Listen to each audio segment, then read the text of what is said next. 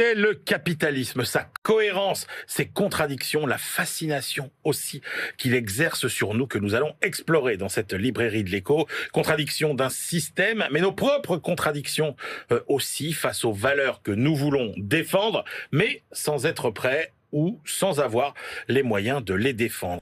Le capitalisme est un terme qu'on a tous rencontré au moins une fois, que ce soit sur des plateaux de télévision ou dans des journaux.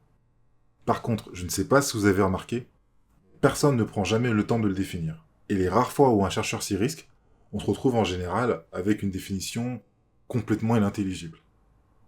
L'objet de cette vidéo sera justement de vous aider à y voir plus clair. Normalement, si je me suis bien débrouillé, vous devrez être capable à la fin de la vidéo de comprendre là où veulent en venir les différents acteurs quand ils affirment par exemple qu'il faut maîtriser le capitalisme, le dompter, ou voire même en sortir. Pour commencer, on peut affirmer qu'il s'agit du système économique dans lequel vivent à la louche 99% des habitants de la planète. Néanmoins, ne pas pousser plus loin la réflexion peut nous amener à penser que le capitalisme est quelque chose de naturel et immuable. Alors que le capitalisme est une construction sociale. Concrètement, cela signifie qu'il s'agit d'une production humaine, et plus important, cela signifie qu'il aurait pu ne pas exister, qu'il n'a pas toujours existé, et qu'il disparaîtra peut-être un jour.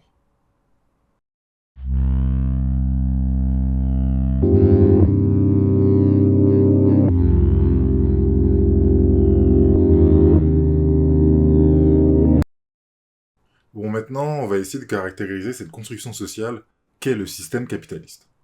Ce système est à la fois un mode de production et une organisation sociale. Le terme mode de production désigne ici la manière dont une économie est organisée pour produire et distribuer des biens et services plus ou moins utiles. Le terme organisation sociale fait lui référence au fait que ce système économique conditionne profondément les autres dimensions de la vie humaine et modèle les relations sociales entre les individus. En effet, la division de la société en classes ne va pas s'effectuer de la même manière dans le système capitaliste que dans un système féodal par exemple. Idem pour la répartition des richesses au sein de la société. Le système capitaliste possède de nombreuses caractéristiques. La caractéristique centrale est liée au concept de profit. En effet, c'est un système qui lui accorde une place centrale. Pour le comprendre, vous pouvez par exemple vous appuyer sur la situation suivante. Deux individus vont à la banque. Le premier demande des sous pour élaborer un remède contre une maladie de peau, par exemple. Une maladie de peau qui concerne principalement les personnes vivant dans des habitats insalubres. Tandis que le second demande des sous pour confectionner une crème anti-rides qui fait des miracles.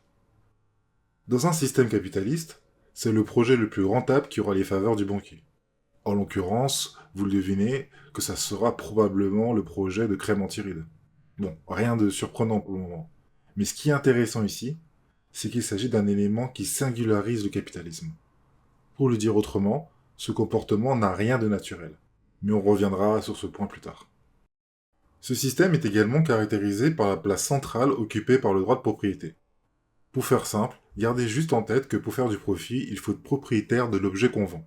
Pour faire du profit avec cette crème hydrantante, il faut être propriétaire de la recette. Pour pouvoir exploiter les ouvriers et les chimistes qui vont confectionner cette crème, il faut être propriétaire des moyens de production, usines, labos, etc. Pas de droit de propriété, pas de marchandises. Pas de marchandises, pas de profit.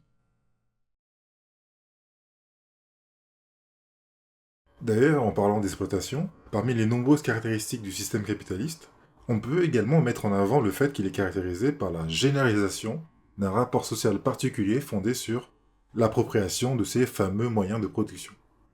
Le terme pas très commun de rapport social désigne ici la mise en relation entre ce que certaines personnes appellent des parasites, mais ce que nous allons appeler des propriétaires des moyens de production, ou capitalistes, et des personnes qui ne possèdent que leur force de travail, telles que les salariés par exemple. Avant de passer à la suite, je tiens à préciser que dans cette vidéo, pour des raisons pédagogiques, je ne vais pas m'attarder sur les notions de salariat et de propriété privée.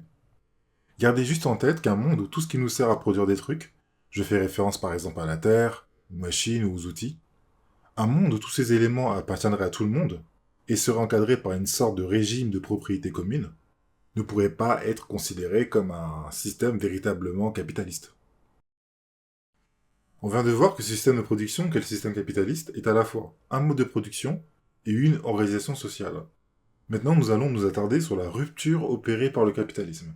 Effectivement, Pour véritablement comprendre ce que signifie le capitalisme, il faut être en mesure de comprendre ce que les distingue de ce qui existait avant et de ce qui existera éventuellement dans le futur.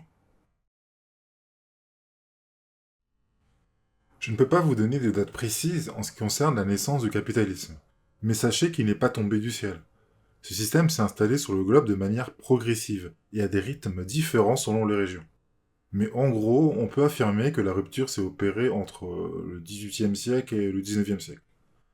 Du coup, quelle est la nature de cette rupture et pour quelles raisons s'est-elle opérée à cette époque précisément? Alors, ce n'est pas la présence de fortes inégalités ou l'accumulation de très grandes quantités de richesses dans les mains de quelques privilégiés qui constituent la rupture.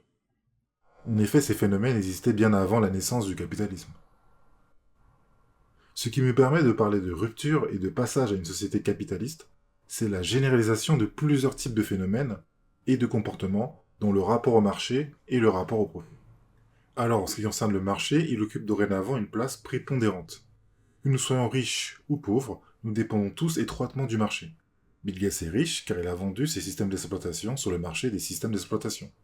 Pour remplir un frigo, je dois acheter des fruits et légumes dont le prix a été fixé sur le marché des fruits et légumes, avec de l'argent que j'ai justement obtenu en vendant ma force de travail sur le marché du travail, etc., etc. Pauvres ou riches, nous sommes dorénavant tous extrêmement dépendants du marché.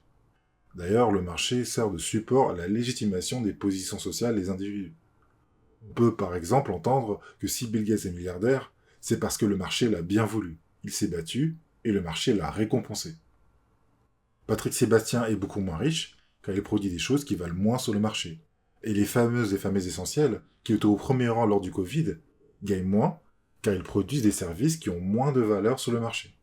Et cela malgré le fait que ces services soient indispensables. Du coup, en ce qui concerne la dépendance au marché, qu'est-ce qui a véritablement changé? Premièrement, à l'époque féodale, les Bill Gates de l'époque, c'est-à-dire les rois, voyaient leur richesse justifiée et légitimée par leur statut, et non pas par leur réussite sur le marché. Plus généralement, si on prend le cas de la France vers 1800, à cette époque, la plupart des Français étaient des paysans. Ils construisaient leurs maisons avec des matériaux qu'ils trouvaient sur place, tels que la pierre ou le bois.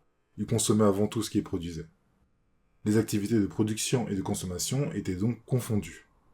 Il y avait certes des marchés sur les places de village, mais ils ne rythmaient pas la vie des habitants dans les mêmes, entre guillemets, proportions.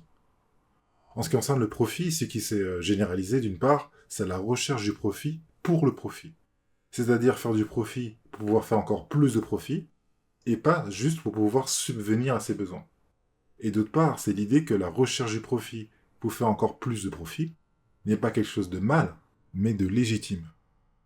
Pour comprendre pourquoi cette légitimation du profit n'est naturelle, on peut se référer aux études sur les sociétés dites traditionnelles. Dans certaines de ces sociétés, le surplus de production était soit stocké en vue des jours de vaches maigres, soit détruit et consommé au cours de rituels, de sacrifices, de fêtes, d'autres événements permettant généralement de renforcer les liens au sein du groupe, ou encore d'affirmer un statut et une position sociale. D'ailleurs, si vous voulez en savoir plus à ce sujet, vous pouvez lire les écrits sur le don de l'anthropologue Marcel Mauss. Mais à partir du XVIIIe siècle, enfin à minima, un autre rapport au profit va progressivement se répandre et se généraliser. On va utiliser le profit dégagé pour essayer d'obtenir un profit encore plus grand. Profit plus grand qu'on utilisera pour obtenir un profit encore plus grand, et ainsi de suite à l'infini. Cette attitude qui peut vous sembler naturelle aurait été particulièrement incompréhensible dans la plupart des contextes historiques du passé. Alors qu'il s'agit littéralement de la raison d'être des entreprises modernes. Afin de saisir le fait qu'on a ici bien affaire à une évolution, on peut également se référer à l'attitude des grandes religions qui n'ont pas toujours été très tendres avec la richesse, son accumulation et sa poursuite effrénée. Dans l'Ancien Testament, par exemple, lorsque Moïse découvre en descendant du mont Sinaï des Hébreux occupés à adorer le veau d'or, symbole de la cupidité et concurrent de Dieu en l'occurrence, il brise de colère l'étape de la loi et fait massacrer quelques 3000 hérétiques. Autre exemple, dans le Nouveau Testament, Jésus sache les marchands hors du temple et ajoute qu'on ne peut pas servir en même temps Dieu et l'argent. Pour finir, dans l'islam, la richesse est vue comme une épreuve pour le croyant, et le mot nécessaire à la vertu.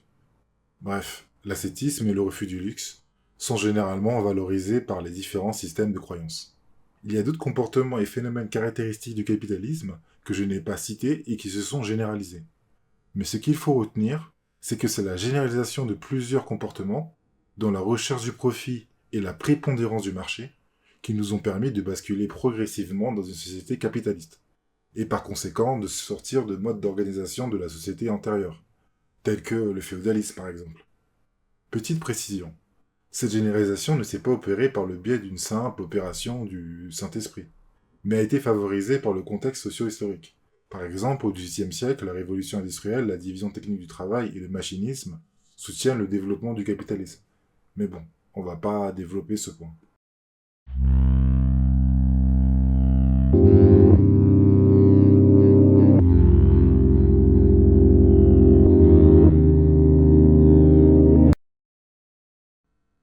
Bon, maintenant, on va faire un grand récapitulatif. Le capitalisme est tout d'abord une organisation sociale singulière, c'est-à-dire une manière particulière et socialement construite d'organiser la société. La société n'est plus, par exemple, organisée autour d'une classe de nobles féodaux. C'est dorénavant une société de classe composée, si on simplifie, de capitalistes, possédant les moyens de production, et de personnes qui possèdent que leur force de travail. Cette société est également caractérisée par un rapport particulier à l'accumulation du profit. En effet, le capitalisme n'a pas pu s'installer sans un changement de mentalité, c'est-à-dire un changement dans notre rapport à l'accumulation. Cette accumulation du capital et les inégalités qui structurent la société capitaliste sont légitimées par un certain nombre de valeurs, de mythes, de légendes, telles que la méritocratie ou la théorie du ruissellement. Dans ce mode de production, la recherche du profit maximal a une influence considérable sur la direction prise par les investissements et sur la nature de ce qui va être produit ou non. C'est d'ailleurs pour cette raison que les grandes banques françaises continuent, par exemple, d'investir massivement dans des activités polluantes, mettant au passage en péril la survie de l'humanité. Si vous voulez une définition digeste du capitalisme, vous pouvez retenir ceci. Il s'agit en gros d'une organisation sociale et d'un mode de production particulier fondé sur l'appropriation des moyens de production et l'accumulation sans limite des profits. Je précise qu'il n'existe pas de société purement capitaliste. La France n'est pas par exemple une entité 100% capitaliste. La fonction publique ou le régime général de sécurité sociale sont des inventions qui contribuent à rendre la société française hybride. En effet, pour le moment, le salaire des enseignants n'est pas fixé par le marché, et l'éducation nationale n'a pas encore pour vocation l'accumulation sans limite du profit. À l'instar du chroniqueur de BFM TV, vous êtes probablement en train de vous poser les questions suivantes. Pourquoi sommes-nous tous capitalistes? Est-ce que c'est pas le fait que c'est le seul système qui vous permet au final quand même, sans aller chercher la quête de profit délirante, mais juste de vivre mieux, quoi? Alors, qu'est-ce qu'on peut envisager d'autre? J'y répondrai probablement plus tard. Mais en attendant, si vous voulez approfondir le sujet, je vous recommande vivement ces vidéos. Voilà, j'espère que c'est plus clair maintenant. Bien évidemment, je n'ai pas cherché à être exhaustif. Néanmoins, vous trouverez dans la description un lien vers les sources de la vidéo, ainsi que vers des définitions académiques du capitalisme.